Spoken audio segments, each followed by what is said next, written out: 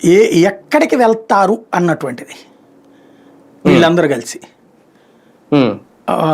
చివరిదాకా ఇది ఎక్కడికి తీసుకెళ్లాలనుకుంటున్నారు అన్న పాయింట్ దగ్గర ముఖ్యం. దుబాయ్ దాకా జగన్ దగ్గరికి తీసుకెళ్ళాలి. ఇక్కడ ఫైనల్ గా కేసు నిలవదని వీళ్ళకి తెలుసు. ఎందుకంటే ఇవన్నీ నిరూపితమయ్యాయి కావు. అవినీతి ఆరోపణల్లో నిజంగా భారతదేశంలో ఉన్న ఇవన్నీ గనక అయితే దేశంలో ఒక్క రాజకీయ నాయకుడు కూడా బయట ఉండడు, అందరూ జైళ్ళల్లో ఉండాల్సిందే. కాబట్టి ఇప్పుడు ఈ కేసులో ఏంటంటే వ్యవస్థీకృతమైనటువంటి వైఫల్యం ఉంది. ఏంటది? పబ్లిక్లోకి లిక్కర్లో ఏదో తినేశారు అన్న ఫీలింగ్ కల్పించాలన్న ప్రయత్నం తప్పించి ఇదేదో శిక్ష పడుద్దని కాదు.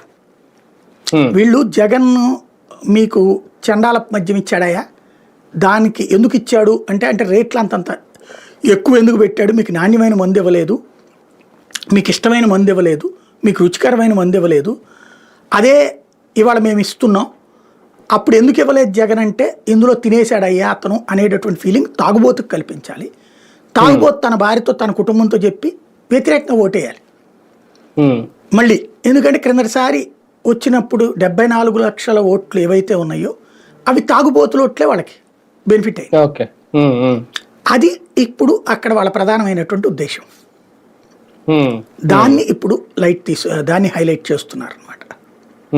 అంటే మిథున్ రెడ్డి గారిని అరెస్ట్ చేయడం ఇప్పుడు నెక్స్ట్ మనం ఈ కేసులో చూడబోయేది. మిథున్ రెడ్డి గారిని అరెస్ట్ చేయడం, లేదంటే వీళ్ళు చెప్తున్నట్టు 90% జగన్ వరకు వెళ్ళింది, అది బిగ్ బాస్ కు, జగన్ అని అనలేదు, బిగ్ బాస్ వరకు వెళ్ళిపోయింది అంటే ఇక నెక్స్ట్ ఈయన్ని ఛార్జ్ షీట్ లో నమోదు చేయడం ఏ 40 41